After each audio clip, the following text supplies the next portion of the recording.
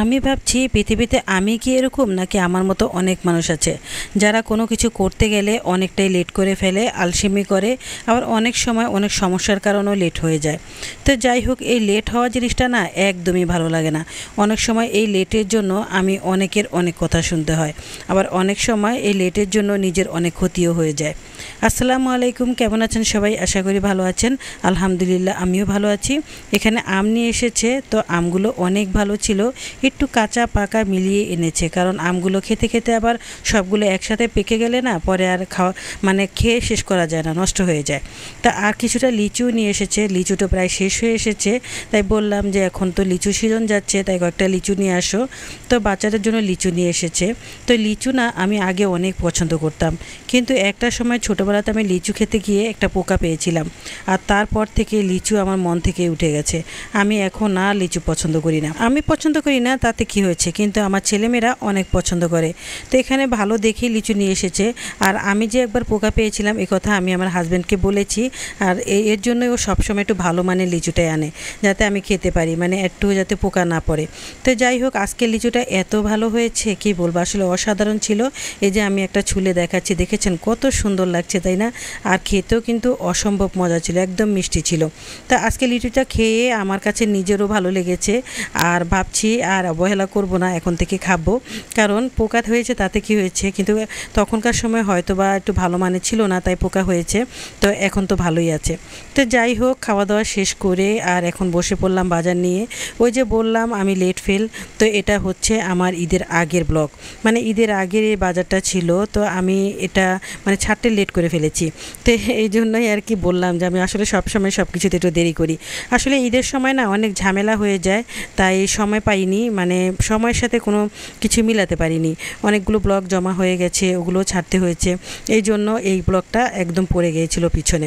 তো যাই হোক, আজকে সেটা ছেড়ে দিচ্ছি, তো আপনার সাথে শেয়ার করে দিচ্ছি যে ঈদের সময় আমি কি কি বাজার করেছিলাম। আসলে মাসিক বাজার ছাড়াও ঈদের সময় আলাদা করে একটা বাজার করতে হয়, আর সেই বাজারটা হচ্ছে সেমাই, চিনি, তারপর লুডুস, তারপরে আবার ধরেন অনেক রকমের মশলা, সব কিছুই আনতে হয়। আবার এখানে পোলাও চাউলে নিয়ে এসেছি। তো এগুলো একটু বাড়তি বাড়তি জিনিস ঈদের সময় কিনতেই হয়, না কিনলেই নয়, কারণ যাদের ঘরে বাচ্চা আছে তারা তো লুডুস রান্না করতেই হবে ঈদের দিন। এদিকে পোলাও চাউলটাও নিয়ে এসেছে। আর দেখেন চায়না গ্রাস অলরেডি একটা আছে, যে রোজা ঈদের সময় নিয়ে এসেছিল, এখন আবার আরেকটা নিয়ে এসেছে।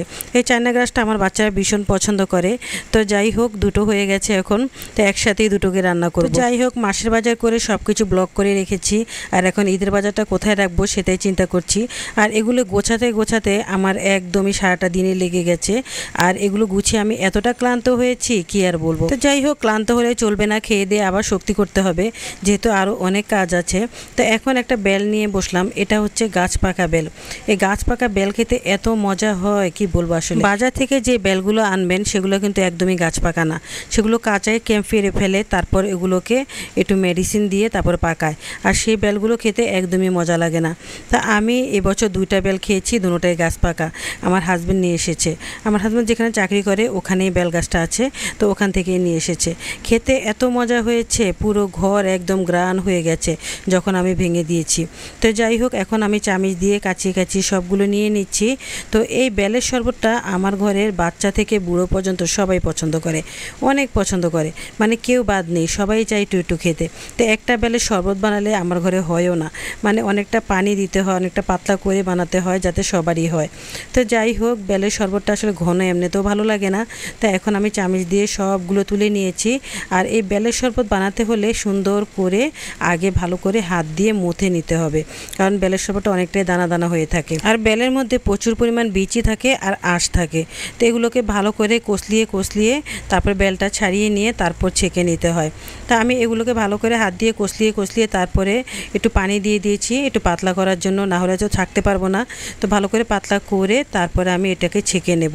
আর বেলের শরবত সবসময় একটু মিষ্টি কম হয়, এই জন্য একটু চিনি দিয়ে খেতে হয়।